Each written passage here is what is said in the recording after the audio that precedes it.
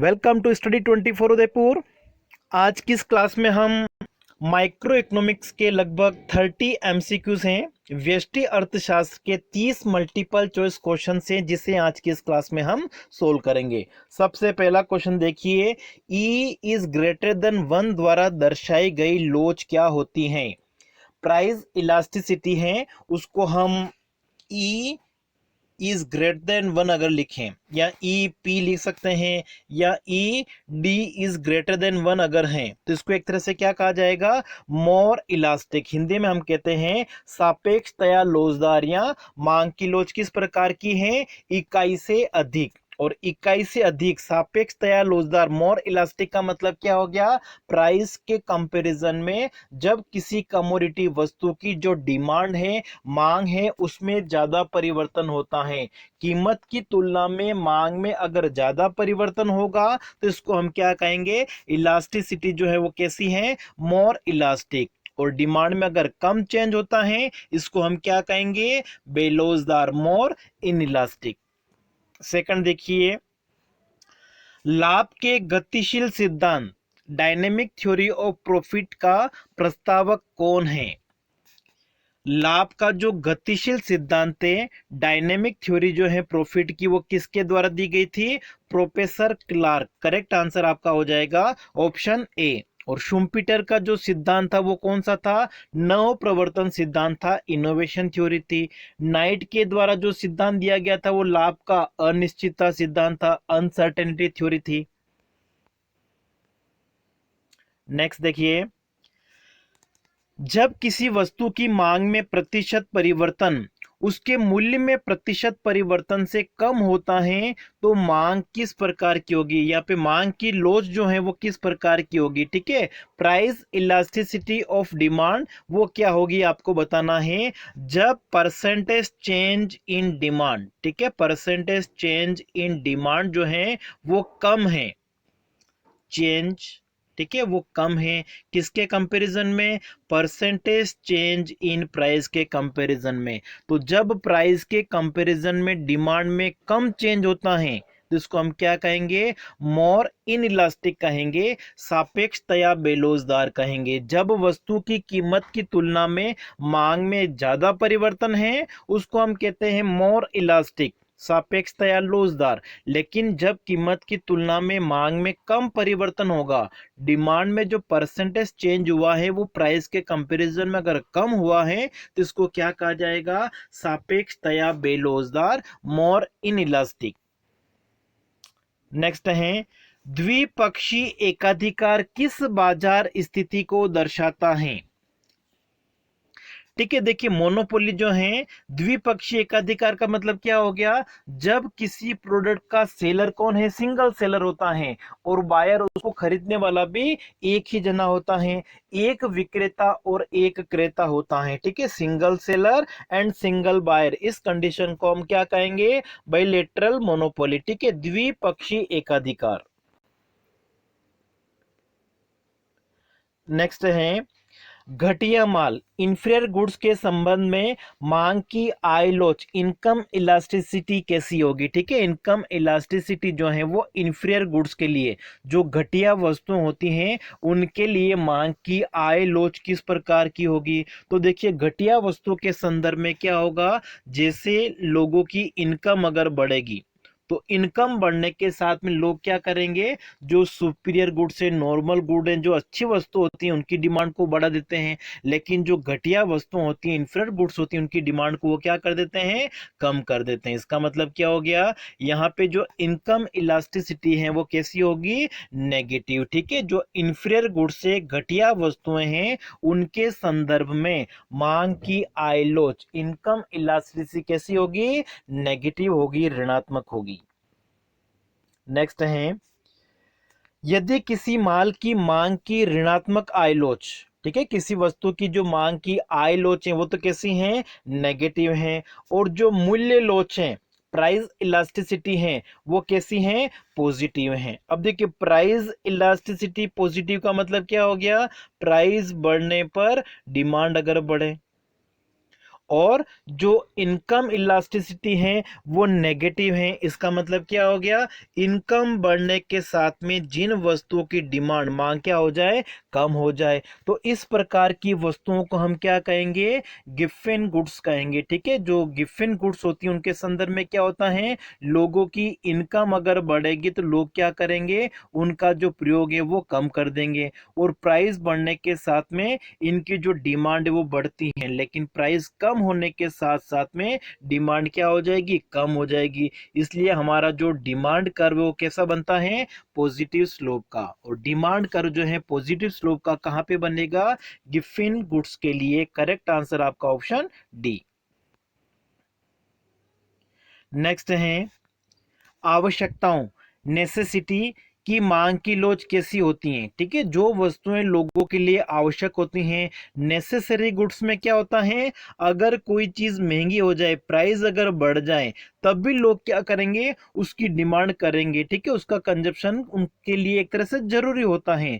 तो जो चीज जरूरी होती है, नेसेसरी गुड्स होती हैं, उनमें मांग की जो आय लोच है वो कैसी होती हैं, इन इलास्टिक होती हैं। ठीक है, तो करेक्ट आंसर आपका यहाँ पे हो जाएगा ऑप्शन सी। ठीक है, जो आवश्यकता वाली वस्तुएं हैं उनमें मांग की लोच कैसी होगी, इनइलास्टिक होगी। और जो लग्जरी आइटम होते हैं, विलासिता वाली वस्तुएं होती हैं, उनके लिए मांग की जो लोच है, इलास्टिसिटी, वो कैसी होगी, मोर इलास्टिक होगी, ग्रेटर देन 1 होगी।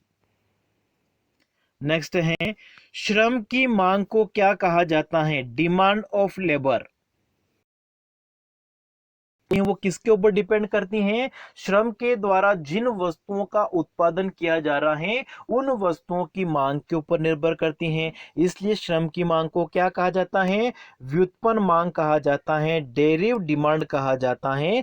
करेक्ट आंसर आपका हो जाएगा ऑप्शन सी। व्युत्पन्न मांग का मतलब क्या हो गया, श्रम के द्वारा जिन वस्तुओं का उत्पादन किया जा रहा है उन वस्तुओं की मांग अगर बढ़ जाएगी तो श्रम की मांग बढ़ेगी, और श्रम के द्वारा उत्पादित वस्तुओं की मांग अगर अर्थव्यवस्था में कम होगी तो श्रम की मांग भी क्या होगी, कम। इसलिए श्रम की मांग क्या होती है, व्युत्पन्न मांग होती है, डेरिव डिमांड कही जाएगी। नेक्स्ट हमारा है उत्पादन के उपादान की अवसर लागत होती है। ठीक है, जो फैक्टर्स ऑफ प्रोडक्शन होते हैं उनकी अवसर लागत, अपॉर्चुनिटी कॉस्ट क्या होती है। और अपॉर्चुनिटी कॉस्ट का मतलब क्या हो गया, एक साधन का जिस काम के लिए प्रयोग किया जा रहा है दूसरे काम में अगर उसको प्रयोग किया जाए तो उससे उनको कितना पैसा मिल सकता है, उसकी इनकम कितनी होगी, अर्निंग्स कितनी होगी। मतलब साधन का किसी अन्य प्रयोग में अगर काम लिया जाए तो उससे उससे कितनी इनकम हो सकती है। ठीक है, तो यहां पर अगर हम देखें तो करेक्ट आंसर आपका हो जाएगा इनमें से ऑप्शन डी। ठीक है, जो अवसर लागत है वो एक तरह से क्या होती है, किसी साधन की जो किसी अन्य प्रयोग में अर्जित की जा सकती है। माना कि एक साधन का जो प्रयोग है वो एक काम में हो रहा है, या ए साधन या एक जगह अगर काम करता है उसकी सैलरी कितनी, माना कि 10,000 रुपीज है, और बी जगह अगर वो काम करता है उसकी सैलरी कितनी है, 12,000 है। तो साधन क्या करेगा, यहाँ पे कार्य करना पसंद करेगा जहां पे उसकी सैलरी कितनी है, 12,000। तो अवसर लागत का मतलब क्या हो गया, उस साधन का दूसरा प्रयोग अगर एक काम में उसका प्रयोग किया जाए जहां पे उसको कितना पैसा मिल सकता है, 10,000 रुपीज। तो यहाँ पे जो अवसर लागत है वो क्या है, 10,000 रुपीज, जो साधन किसी अन्य प्रयोग में कमा सकता है।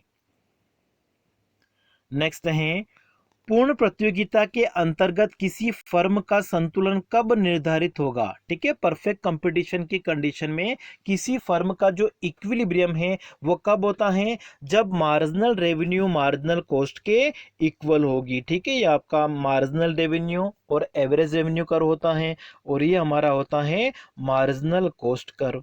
तो इक्विलिब्रियम के लिए क्या जरूरी है कि मार्जिनल रेवेन्यू और मार्जिनल कॉस्ट क्या होने चाहिए, इक्वल होने चाहिए। करेक्ट आंसर आपका ऑप्शन सी। नेक्स्ट है यदि कोई फर्म पूर्ण प्रतिस्पर्धा में अल्पावधि में हानि में चल रही है तो। ठीक है, परफेक्ट कंपटीशन में अगर शॉर्ट पीरियड में किसी फर्म को लॉस हो रहा है तब क्या होगा।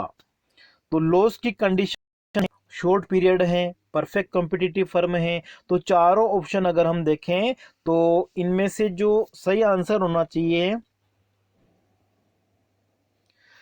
तो फर्म जो है हानि की स्थिति में, लॉस की कंडीशन में शॉर्ट पीरियड में अपना जो प्रोडक्शन है वो कब तक चालू रखेगी, जब तक कि उसको परिवर्तनशील लागतों की जो पूर्ति है वो होती रहेगी, जो वेरिएबल कॉस्ट है वो मिल जाए, ठीक है, तब तक फर्म क्या करेगी, अपना जो प्रोडक्शन है वो चालू रखेगी। तो करेक्ट आंसर यहाँ पे क्या हो जाएगा, ऑप्शन सी।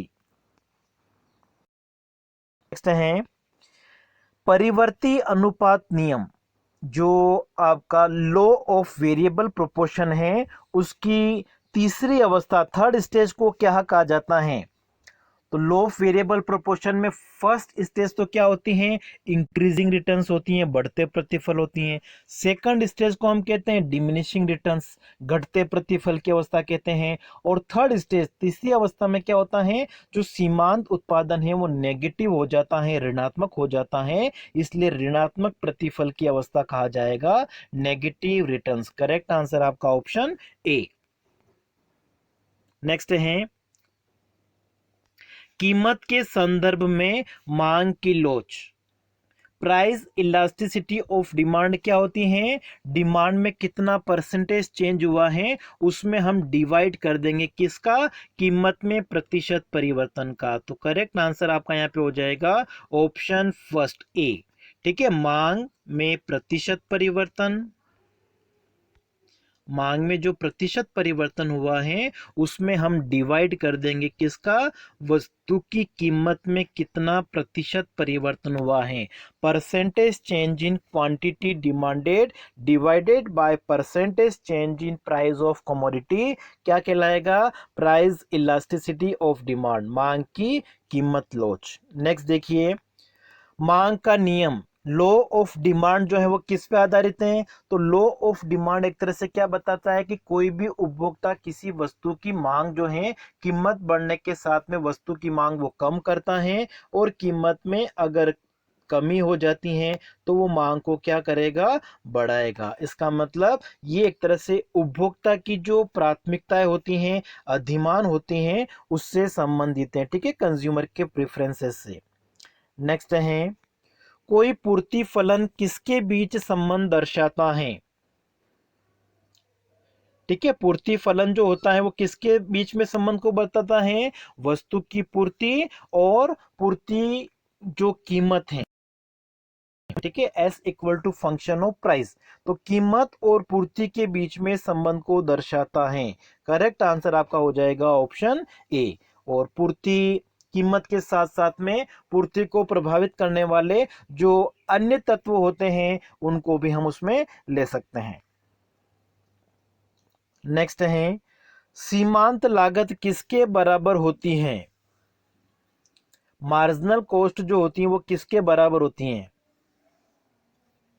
तो यहां पे अगर हम देखें तो करेक्ट आंसर आपका हो जाएगा ऑप्शन डी, जो कुल लागत है उसमें कितना परिवर्तन हुआ अपॉन उत्पादन की जो मात्रा है उसमें कितना परिवर्तन हुआ है। Delta TC upon delta Q एक तरह से क्या होता है, सीमांत लागत को दर्शाएगा। करेक्ट आंसर आपका इनमें से हो जाएगा ऑप्शन डी।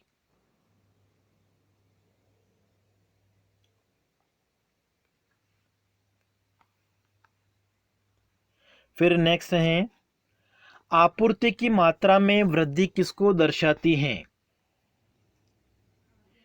ठीक है, इंक्रीज इन क्वांटिटी सप्लाई, जैसे ये हमारा पूर्ति वक्र होता है, ये वस्तु की कीमत है और पूर्ति अगर बढ़ेगी तो ये जो पूर्ति वक्र है वो क्या होगा, राइटवर्ड शिफ्ट हो जाएगा नीचे की तरफ, ठीक है। मतलब हम कह सकते हैं करेक्ट आंसर आपका यहाँ पे हो जाएगा ऑप्शन डी, ठीक है। जो आपूर्ति वक्र है सप्लाई कर्व वो दक्षिणपंथी, ठीक है, यहाँ का मतलब क्या हो गया, नीचे की तरफ हो रहा है एक तरह से, ठीक है, या राइटवर्ड कह सकते हैं इसको हम।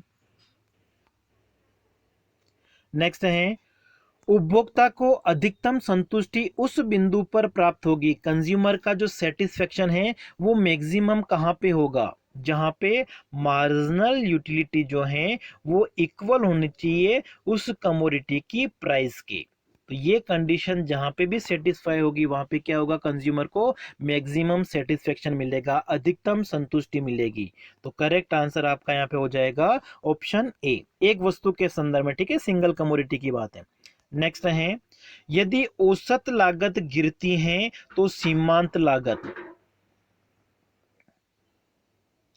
ये मार्जिनल कॉस्ट है और ये एवरेज कॉस्ट है।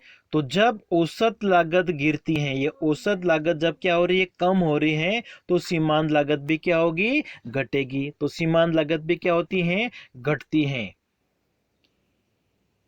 तो करेक्ट आंसर आपका यह हो जाएगा कि जो सीमांत लागत है वो भी क्या होगी, घटेगी। और इनमें से ज्यादा आंसर अपना हो जाएगा ऑप्शन डी। ठीक है, कि जो सीमांत लागत होती है वो क्या होगी, औसत लागत से तेजी से घटती है। तो करेक्ट आंसर यहाँ पे आप क्या हो जाएगा, ऑप्शन डी। ठीक है, तो जब औसत लागत गिरती है तो सीमांत लागत भी गिरती है, लेकिन सीमांत लागत जो होती है वो हमेशा औसत की तुलना में तेजी से घटेगी और तेजी से बढ़ेगी। ठीक है, जो घटने और बढ़ने की जो रेट है वो एवरेज के कंपैरिजन में मार्जिनल की क्या होती हैं, ज्यादा होती हैं। तो यहाँ पे करेक्ट आंसर आपका बी नहीं होगा, क्या होगा, ऑप्शन डी। नेक्स्ट देखिए, उत्पादन का कोई भी कारक आर्थिक लगान अधिशेष अर्जित कर सकता है जब इसकी आपूर्ति होगी। ठीक है, लगान का जो आधुनिक सिद्धांत है उसके अनुसार किसी भी साधन को लगान की प्राप्ति कब होती है, जब साधन एक तरह से क्या होता है, उसकी पूर्ति क्या होती है, विशिष्ट। ठीक है, विशिष्ट हम कह सकते हैं पूर्णतया बेलोजदार या सीमित होती हैं। तो करेक्ट आंसर आपका हो जाएगा ऑप्शन बी। ठीक है, परफेक्टली इनइलास्टिक। तो ऐसी कंडीशन में क्या होगा, कोई भी साधन जो है उसको लगान की प्राप्ति होगी। अगर साधन की पूर्ति पूर्णतया लोचदार है, परफेक्ट इलास्टिक है, तो उस साधन को कोई भी लगान नहीं मिलेगा। नेक्स्ट है, उत्पादन फलन किसके बीच संबंध दर्शाता है। तो उत्पादन फलन उत्पादन और उत्पादन के साधनों के बीच में, इनपुट और आउटपुट के बीच के रिलेशन को हम क्या कहते हैं, प्रोडक्शन फंक्शन। तो करेक्ट आंसर आपका यहाँ पे हो जाएगा ऑप्शन सी। नेक्स्ट है, उत्पादन का संबंध किससे है। ठीक है, प्रोडक्शन जो होता है वो एक तरह से क्या होता है कि कोई भी वस्तु है उसमें यूटिलिटी क्रिएट करना, उपयोगिताओं का सृजन करना। करेक्ट आंसर ऑप्शन आपका बी। नेक्स्ट है, ब्रांडेड वस्तुओं की बिक्री किस स्थिति में आम बात है। ठीक है, ब्रांडेड जो गुड्स होती हैं वो किस मार्केट स्ट्रक्चर की मेन फीचर हम कह सकते हैं। तो यहाँ पे होगा आपका मोनोपोलिस्टिक कंपटीशन मार्केट। जो एकाधिकारी प्रतियोगिता होती हैं उसमें सभी जो उत्पादक होते हैं किसी वस्तु के, उनका जो माल होता है, वस्तु होती है, वो क्या होती है, एक तरह से प्रोडक्ट डिफरेंशिएशन होता है। और अपनी वस्तु अगर खरीद रहे हैं, ठीक है, किसी वस्तु के लिए लोगों के दिमाग में बैठ जाता है कि हमको उसी कंपनी का माल परचेस करना है, खरीदना है। मतलब ब्रांडेड वस्तुओं की जो बिक्री होती है वो किसका एग्जाम्पल होती है, मोनोपोलिस्टिक कंपटीशन। ठीक है, जो एकाधिकारी प्रतिस्पर्धा या एकाधिकारी प्रतियोगिता बाजार है उसका उदाहरण है। नेक्स्ट है, उपादान कीमत निर्धारण के अध्ययन को वैकल्पिक रूप से किसका सिद्धांत कहा जाता है। ठीक है, फैक्टर प्राइस डिटर्मिनेशन जो है वो एक तरह से कार्य मूल्यक वितरण, जो फंक्शनल डिस्ट्रीब्यूशन है उसका हम कह सकते हैं। करेक्ट आंसर आपका हो जाएगा ऑप्शन ए। नेक्स्ट है, हासमान प्रतिफल नियम कहाँ लागू होता है।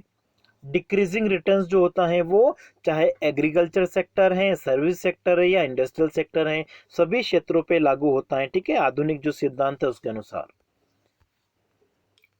नेक्स्ट है, उत्पादन के एक घटक की मांग। ठीक है, उत्पादन का जो एक साधन है, इनपुट है, फैक्टर ऑफ प्रोडक्शन, जो इनकी डिमांड एक तरह से क्या होती है, व्युत्पन्न मांग होती है, डेरिव डिमांड होती है। करेक्ट आंसर आपका हो जाएगा ऑप्शन बी। नेक्स्ट है, किसके अंतर्गत खरीदारों और विक्रेताओं को बाजार स्थितियों की संपूर्ण जानकारी होती है। जो सेलर हैं, बायर्स हैं, उनको मार्केट के बारे में पूरा नॉलेज, ठीक है, परफेक्ट नॉलेज किस मार्केट में होता है, परफेक्ट कंपटीशन मार्केट में, पूर्ण प्रतियोगिता बाजार में सेलर और बायर को दोनों को बाजार के बारे में, बाजार कंडीशन के बारे में परफेक्ट नॉलेज होता है, पूरी जानकारी होती है। नेक्स्ट है, यदि पूर्ति वक्र उद्गम से गुजरती हुई एक सीधी रेखा है, ठीक है, सप्लाई कर्व अगर हमारा ओरिजिन से स्टार्ट हो रहा है इस तरीके से और स्ट्रेट लाइन है, तो जो पूर्ति की लोचें, प्राइस इलास्टिसिटी ऑफ सप्लाई जो है वो कितनी होगी, इक्वल टू 1 होगी। इकाई लोचदार यूनिटरी इलास्टिक हम कह सकते हैं। करेक्ट आंसर आपका हो जाएगा option D, E equal to क्या होगा, 1। नेक्स्ट है, इकाई कीमत लोचदार मांग वक्र किसे स्पर्श करेगा। ये आपका जो डिमांड कर्व है E इक्वल टू अगर 1 है तो क्या होता है, ये न तो एक्स एक्सिस न वाई एक्सिस किसी को भी ये टच नहीं करेगा, ठीक है। करेक्ट आंसर आपका हो जाएगा ऑप्शन बी। कीमत अक्ष को भी, ये जो हमारा कीमत है इसको भी, न ही ये जो मात्रा इधर हम लेते हैं दोनों को भी टच नहीं करेगा, किसी को भी टच नहीं करेगा कि नहीं, मतलब ये। और आज का जो हमारा अंतिम प्रश्न है, बाजार की किस संरचना में फर्म का वस्तु की कीमत एवं पूर्ति पर पूरा नियंत्रण होता है। ठीक है, वस्तु की कीमत और पूर्ति मात्रा के ऊपर किस बाजार संरचना में जो प्रोड्यूसर है, उत्पादक है, उसका पूरा नियंत्रण होता है।